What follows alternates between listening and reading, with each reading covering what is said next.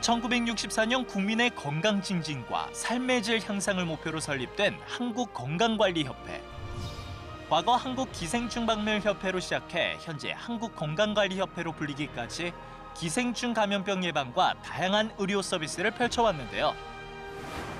코로나19의 장기화로 건강검진 수검 인원은 줄어들고 백신 접종에 대한 국민의 불안감은 커지는 가운데 건강한 삶을 위해서 어떤 노력을 하면 좋을지 최종일 한국건강관리협회장 모시고 이야기 나눠봅니다. 코로나19 발생으로 인해서 마스크, 손소독제, 체온계 등 위생용품이 역대급으로 높은 판매량을 기록했습니다. 유사일의 어느 때보다 지금처럼 전 국민이 개인위생에 관심이 높았던 때도 없었던 것 같습니다. 네. 안전 우선 사회에서 중요한 것은 치료보다도 예방과 질병 조기 발견인데요. 100세 시대의 건강한 생활을 누리려면 어떻게 해야 할지 알아보도록 하겠습니다. 최종일 한국건강관리협회장님 모셨습니다. 어서 오세요. 네. 안녕하십니까? 네, 안녕하십니까? 안녕하세요. 당연한 얘기지만 건강검진을 꼭 받아야 하는 이유가 뭔가요? 예, 건강검진을 이제 받으시는 이제 이유는 질병에 대한 예방, 예방을 위해서 이제 하는 것이 가장 중요하겠고요. 또 암 같은 것도 이제 조기 발견을 하게 되면 치료가 쉽기 때문에 건강검진을 통해서 거의 여러 가지 질환을 이제 조기 발견한다 하는 것이 이제 목적이 되겠습니다. 네. 우리가 건강검진을 받으려면 대형 병원을 간다든지 아니면 주변에 보면 요즘 건강검진 센터들도 많이 생겼더라고요. 예. 거길 가면 되지 않을까 하는 생각이 드는데 건강관리협회에서도 건강검진을 해주신다고요? 예, 저희들이 이제 하는 건강검진은 기본적으로는 이제 다른 건강검진 센터하고 큰 차이는 없겠습니다만은 네. 저희는 이제 국민건강보험법에 의해서 국민건강보험 요양급여에 관한 그 규정에 따라서 이렇게 하기 때문에 이제 좀 경제적이 될 수가 있겠습니다. 그리고 저희들이 이제 하는 거는 종합검진도 있지만은 또 이렇게 그 기관별로 이렇게 장기별로 하는 종합검진도 있습니다. 예를 들면 암 정밀 검진이라든가 또는 네. 심혈관계라든가 또 소화기계 정밀 검진 이런 것들이 있고요. 이제 연령층에 따라서도 청소년 건강검진 또 예비 부부 건강검진 뭐 이런 여러 가지 종류들이 이제 있습니다. 그래서 이제 그 경우에 따라서 맞춰가지고 거기에 알맞는 건강검진을 선택하면 될 것 같습니다. 그러면은 건강협회를 통하려면은 어떻게 신청을 해야 되는 건가요? 저희가 이제 전국에 지금 16개 시도 지부가 있거든요. 그래서 거기에 이제 연락처를 찾으셔가지고 연락을 하시면은 이제 친절하게 상담을 받으실 수가 있게 되죠. 그렇다면 제가 우편물을 보니까 네. 지금도 말씀하셨지만 올해는 뭐 대장암 검사 대상이다. 예, 다 이렇게 그렇습니다. 나오고 있어요. 그런데 예. 그거 말고도 저의 맞춤형으로 해서 이렇게 검진을 받을 수 있는 방법은 있습니까? 예, 그 부분이 이제 저희 건강관리협회가 좀 역점을 두고 있는 부분입니다. 그래서 이제 개인 맞춤형 건강검진을 이제 하게 되는데, 이제 건강상담사분이나 또는 이제 전문의 분들하고의 이제 1대1 상담을 해가지고 자기의 이제 건강 상태를 쭉 이렇게 토의를 하고요. 거기에 이제 걸맞는 어떤 건강검진 프로그램을 이렇게 개발해가지고 맞춤형, 이른바 맞춤형으로 건강검진을 이제 하는 것이죠. 회장님께서 저희가 이야기를 들어보니까 건강관리협회장을 하시기 전에 예. 대한기생충학회 회장님이셨다고 예. 저희가 얘기를 들었습니다. 맞습니까? 예, 그렇습니다. 이 관리협회, 그러니까 건강관리협회도 전신이 한국기생충박멸협회라고 들었는데, 예. 네, 예, 그러니까 저희가 이제 그 전신은 한국기생충박멸협회였죠. 우리 국민들의 뭐 70~80%가 장내 기생충을 이제 갖고 있을 시절에 1964년에 설립이 됐습니다. 그러니까 역사는 굉장히 오래됐죠. 그런데 1990년경이 되면서 우리 장내 기생충은 많이 줄어들었어요. 그래서 이제 기생충에 국한하는 것보다는 종합적인 건강검진을 해드리는 것이 낫겠다. 그래가지고 건강관리협회로 이제 이렇게 아. 바뀌게 되면서 네. 기생충 방미협회는 이제 흡수 통합이 되는 그런 형태가 됐던 겁니다. 근데 제가 그 초등학교 다닐 때 1970년대인데 그때 뭐 연례 행사처럼 뭐 체변 해와서 뭐 체면 봉투 넣고 그런 게 있었어요. 그렇습니다. 예. 근데 지금은 또 2020년대 아닙니까? 예. 근데 아직도 그 기생충을 우리가 걱정을 해야 합니까? 이제 그 기생충이 이제 종류는 상당히 많거든요. 그 중에 이제 우리 국민한테 아주 크게 문제가 됐던 종류는 이제 장내 기생충들이에요.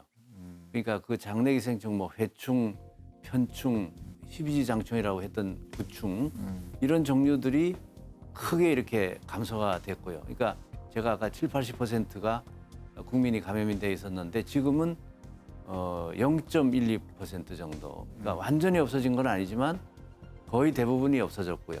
그 대신에 이제 다른 종류들이 가령 식품이 매개하는 종류, 그러니까 음식물을 통해서 오는 것들 이런 것들은 또 이제 간에 들어가는 간흡충이라든가 이런 것들이 지금 남아 있는 거죠. 그래서 기생충의 종류가 많이 바뀌었다 이렇게 생각하시면 좀 정확한 것 같습니다. 그리고 감염 인구도 많이 줄어들어서 현재는 국민병 이런 정도의 시절은 이제 훨씬 지나갔죠. 우리나라는 선진국이 됐습니다.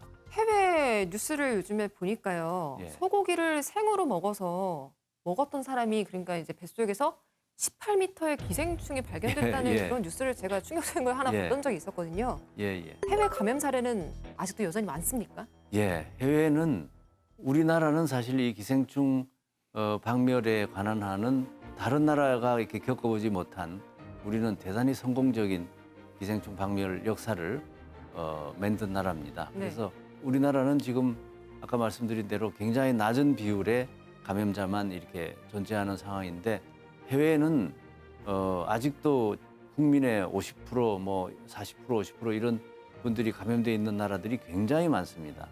그러니까 이제 아까 말씀하신 그 긴 그 촌충 감염 뉴스에 나왔던 그 경우는 소고기를 이제 덜 익혀서 먹어서 걸리는 건데요. 그 기생충은 아직 우리나라에도 있습니다. 예, 아주 많지는 않지만 종종 이렇게 저희한테는 진단 의뢰가 오고 있고 치료도 해드리고 있고 그렇게 하고 있습니다. 국내에서 지금 가장 흔한 기생충은 무엇이고 이거 예방하려면 또 어떻게 해야 되겠습니까? 그 민물고기, 민물생선, 이 생선을 날로 또는 이제 덜 익혀서 먹을 때 걸리는 간흡충이 있습니다. 이 간흡충은 이제 그전에는 간디스토마라고도 불렀는데 이 간흡충이 현재 우리나라의 국민들이 감염된 그 기생충 중에서 가장 높은 감염률을 보이고 있습니다. 어느 정도나 되느냐? 전 국민 평균 한 1% 정도 감염자가 있습니다. 그러면 1%가 얼마나 되냐? 50만 명이 되는 거죠. 50만 명이 적은 거 아니죠. 근데 그분들이 다 민물생선을 갖다가 덜 익혀 먹어서 감염이 되시는 거죠. 그래서 그게 현재 우리나라에서는 가장 문제가 되는 것들이고요. 그다음에 이제 장흡충이라고 해가지고 여러 종류의 그 장내에 있는 디스토마 종류죠. 흡충류가 있는데 이것도 대부분 다 민물 생선이나 아니면은 그 갯벌에서 나는 생선 이런 것들을 좀 회로 먹어서 감염되는 그런 종류들이 이제 있는 겁니다. 그럼 바닷고기는 크게 상관이 없을까요, 회장님? 어떠세요? 바다 물고기는 이제 한 가지가 굉장히 중요한데요. 그건 뭐냐면 고래회충이라는 건데요. 네. 고래회충을 이제 옮기는 것이 바다 물고기예요. 아니면 이제 오징어, 낙지 이런 것들인데 그 오징어, 낙지나 바다 물고기를 이제 사람이 회로 먹었을 때는 사람한테도 그 고래회충이 올 수가 있는 거죠. 그래서 가끔 이제 복통이 심해가지고 네. 가끔 뭐 병원에 응급실로 간다든가 이런 분들도 계시고 저희 이제 건강 검진을 받으러 오시는 분들이 속이 좀 굉장히 불편하셔가지고 내가 이건 무슨 병이 있는 게 아니냐 좀 어떻게 진단을 해주시오 이렇게 해서 오신 분들을 저희가 내시경을 해서 보면은 그 고래회충이 어머나. 위벽에 이렇게 박혀 있는 이렇게 들어가려고 박혀 있는 그런 경우를 이제 종종 보고 있습니다. 일주일에 한두 명 이상의 환자를 보고 있습니다. 그러면 바닷물이든 민물이든 어류 종류는 익혀 먹으면은 기생충과는 예. 크게 좀 멀어진다고 볼 수 있을까요? 그렇습니다. 완전히 익히기만 하면 기생충으로는 이제 부트는 다 안전하다고 보셔야죠. 알겠습니다. 기생충 가운데서도 우리 몸에 무해한 것도 있다고 들었습니다. 어떤 것들이 있을까요? 예, 그게 아주 재밌는 포인트인데요. 기생충 중에서 가령 돼지편충이라는 것이 있는데 이 돼지편충은 사람의 원래 잘 오지는 않는 겁니다만 이 돼지편충을 과민성 대장염이라는 크론병이라는 병이 있습니다. 그 크론병 환자한테 돼지편충을 이제 일부러 이렇게 감염을 시키면 그 과민성 대장염 크론병이 굉장히 좋아진다.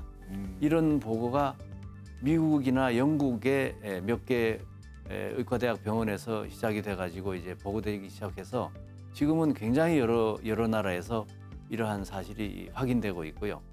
그래서 돼지편충은 사람에 말하자면 과민성 대장염 치료제로 사용을 하는 거죠. 이제 그래서 그런 정도로 굉장히 좋아진 것도 있고요. 네. 사람한테 이롭게 활용되는 기생충도 점점점 이렇게 개발이 되고 있는 그런 상황입니다. 혹시 뭐 다이어트에 도움되는 기생충도 있다고 들었는데 그런 건 어떤 게 있어요? 예, 그 네. 동해 열두조충이라고 부르는 겁니다. 동해 열두조충. 이것도 한 10m 정도 길이가 굉장히 큰 건데 10m요? 예, 이 동해 열두조충은 연어나 송어나 이런 물고기를 통해서 감염됩니다. 그런데 사람이 감염되어도 거의 무증상으로 지나갑니다. 근데 10m 정도 되는 엄청 큰 것이 우리 뱃속에 이렇게 들어있는데도 불구하고 증상이 거의 없기 때문에 그러면 그 동해 열두조충이 살면서 자기도 이제 먹고 살아야 하니까 영양분을 섭취하겠지 않겠습니까? 그러면 사람은 그게 다이어트가 되는 거죠. 증상은 하나도 없고 이 기생충이 다 먹어치는 거예요. 우리는 열심히 이제 뭘 먹고요. 그 먹은 걸 다 기생충이 먹어치니까 살은 안 찌고 어떻게 보면 효자 같기도 그런- 하고 말씀 들어보면 아직 임상적으로 된 건 아니고요. 이제 그러한 이론적인 거를 이제 많이 얘기들 하고 있고 또 일본 학자 중에 어떤 분은 자기가 우연히 그 10m짜리 긴 그 촌충을 몸속에 가지고 있었는데 치료를 안 하고 그냥 뒀다는 거예요. 그냥 둬서 얼마나 뒀냐 그랬더니 20년 정도 둬가지고 어느 날 이제 갑자기 이게 수명이 다 해가지고 이제 쫓겨나갔다 이렇게. 수명이 기네요. 예. 예. 그래서 그 20년 동안 이제 다이어트를 한 거예요. 이 양반은 말하자면 증상은 없고 예, 그런 얘기들을 이제 하고 있습니다. 근데 듣다 보니까 기생충 얘기가 뭐 상당히 재밌어졌습니다. 그러니까요. 네. 그래서 근데 2017년에 예. 이런 박물관이 있는지는 몰랐어요. 아, 기생충 박물관이 있다고요? 예. 이제 그 박물관은 저희가 이제 한국건강관리협회 저희 협회에 만든 겁니다. 만든 건데 제가 이제 이거를 그 만들게 된 구체적인 동기는 아까 말씀드린 대로 우리나라의 그 70~80%의 많은 국민들이 감염되어 있다가 지금 이제 1~2%로 이렇게 떨어졌다고 말씀드렸지 않습니까? 그 이렇게 떨어지면서 그동안에 우리가 관리를 이제 활동을 하면서 얻은 여러 가지 노하우가 쌓여 있고 또 그런 그 기생충의 표본이라든가 또는 이제 기생충 검사 장비라든가 여러 가지가 남아 있어요. 그래서 이거를 박물관에다가 이제 전시를 함으로써 이 역사적인 보존도 하고 새로이 이제 성장하고 있는 우리 젊은 인력들한테도 이러한 우리 역사를 보여주고 여러 가지 목적으로요. 또 의과대학 학생들에 대한 교육 목적도 있고요. 그래가지고 기생충 표본과 기생충에 연관된 여러 가지를 이렇게 모아가지고 박물관을 만들게 됐습니다. 그동안에 코로나 상황 때문에 저희가 좀 휴관을 오랫동안 했습니다. 그러다가 이제 4월 1일부터 일부 좀 개관을 다시 하려고 이렇게 준비를 하고 있습니다. 우리 그 협회장님은 임기 중에 수건 사업이 무엇인가요? 그 한국건강관리협회라는 이름으로 지금 이제 활동을 하고 있는데 건강검진은 사실 그 기능 중에 일부입니다. 그래서 그러면 다른 걸 뭘 하느냐? 보건교육을 통해서 이렇게 그 저희를 방문해 주시는 분들에 대한 질병 예방에 관한 여러 가지 활동도 하고요. 또 이제 넓게는 국제 협력을 또 많이 합니다. 그러니까 지금 개발도상국으로 있는 여러 나라, 아프리카에 있는 여러 나라를 포함해서 이런 나라에 저희가 기생충 관리의 노하우도 전수해주고 또 건강 검진에 관한 또는 뭐 초등학교 학생들에 대한 건강 검진을 위해서 필요한 여러 가지를 이제 지원해 준다든가 이런 국제 협력 활동을 일종의 사회 봉사 차원으로 이렇게 하고 있고요. 만일에 이제 북한과의 여러 가지 이 관계가 이렇게 호전이 될 경우에는 저희가 북한에 대한 지원도 이렇게 열심히 할 준비를 항상 하고 있다는 말씀도 드립니다.